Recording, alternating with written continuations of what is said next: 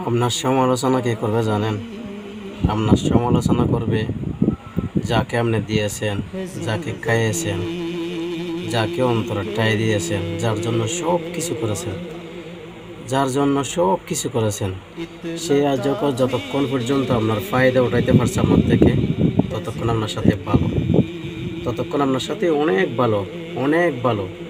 আপনার জন্য সে অনেক কিছু করবে। যখন আপনার থেকে সেই ফায়দা উঠাইতে পারবে না, তখন সে আপনার বদনাম করবে।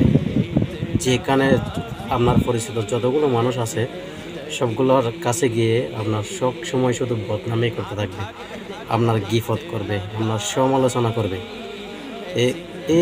এই সমস্ত মানুষগুলার আসলে এগুলো হচ্ছে যে এই সমস্ত মানুষগুলা মানে কি বলবো এদেরকে, কি কি কি ভাষায় বলবো, এদের হচ্ছে যে অভ্যাস, এটা হচ্ছে যে মানে কি এর অভ্যাস, মানুষের সমালোচনা করা, মানুষের গিফট করা।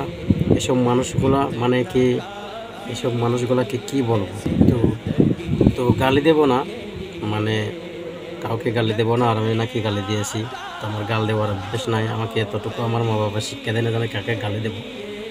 তো এসব মানুষ থেকে দূরে থাকবেন, এসব মানুষগুলোর থেকে দূরে থাকবেন।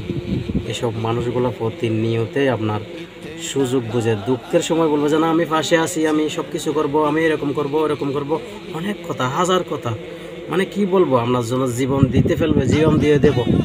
যখন আপনি দুঃখের মধ্যে পড়বেন, আল্লাহকে ছাড়া কাউকে পাবেন না, আল্লাহকে ছাড়া কাউকে পাবেন না। আল্লাহ এতটুকু কাছে মানুষের, এই কি বলবো, মানে দুই চোখের মাঝখানে যে নাক আছে না, নাক, এই দেখেন নাকের এই জায়গাটা, কিন্তু দুই চোখ মেললে এটা এই জায়গাটা দেখা যায় না, এতটুকু চেয়ে বেশি কাছে আল্লাহ।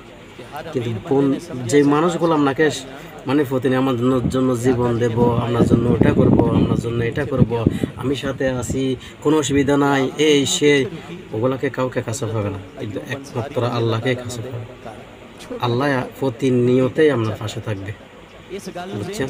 আল্লাহ হচ্ছে মানে সবসময় আপনার পাশে আছে। দুঃখের সময় কিন্তু ওই মানুষগুলোকে পাবে না, কিন্তু যখন আপনি বিপদে পড়বেন, আপনার থেকে ফায়দা উঠাইতে পারবে না, তখন তারা গিয়ে আপনার পরিচিত মানুষগুলোর কাছে বদনাম করবে, এরকম ছিল, ওরকম ছিল, এই খারাপ পথে যায়, এরকম ওরকম, অনেক কাহিনী, যা কাহিনীর শেষ নাই। কারণ কেন বলবে জানো? আপনার থেকে ফায়দা উঠাইতে পারতেছে না। যতক্ষণ আপনার থেকে ফায়দা উঠাইছে, ততক্ষণ ভালো, অনেক ভালো, অনেক ভালো। সময় মানে অতটুক ভালো কিভাবে বুঝাইব, হ্যাঁ কিভাবে বুঝাইব আমি? ওই মানুষগুলো হচ্ছে যে বেঈমান, ওই মানুষগুলো হচ্ছে জাতীয় বেঈমান। এই জাতীয় বেঈমানগুলোর থেকে দূরে থাকবেন।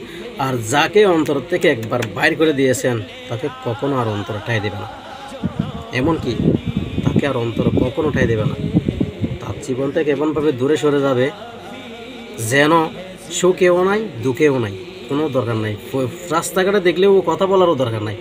এমন করে এই বেঈমানগুলোর থেকে দূরে থাকা ভালো। বেঈমানকে কখনো অন্তরে ঠাই দেবে না। বেঈমান বেঈমানই থাকবে, বেঈমান কখনো ভালো হবে না। বেঈমান আবার যখন আপনি ঠাই দেবেন, আবার সুযোগ বুঝে একদম সাপোটা বুকের ভিতরে ঢুকে দিব, এমন বিষাক্ত তীরে ঢুকাই দিব, মা আপনার জীবনটা একদম তস নস করে শেষ করে চলে যাবে। তো বেঈমানকে কখনো ঠাই দেবে না, বেঈমানের থেকে দূরে থাকবে। আর পৃথিবীতে সব চেনা যায়, লোহা চেনা যায়, তামা চেনা যায়, স্বর্ণকে একটু পাথরে ঘষা দিলে স্বর্ণ চেনা যায়। মাগার বেঈমান মানুষকে চেনা বহুত কষ্ট দুনিয়াতে। পৃথিবীতে কোনো ডিগ্রি দিতে পারে না, কোনো পর্যন্ত মানুষ চেনার কোনো ডিগ্রি নাই। মানুষ চেনা যে এত কঠিন, এত কঠিন, এত কঠিন দুনিয়াতে মানুষ চেনাটা মনে হয় আমি চিনতে পারি না। আপনারা চিনতে পারছেন কিনা আমাকে কমেন্টে জানাই। ওকে, ভালো থাকবেন। আসসালামু আলাইকুম।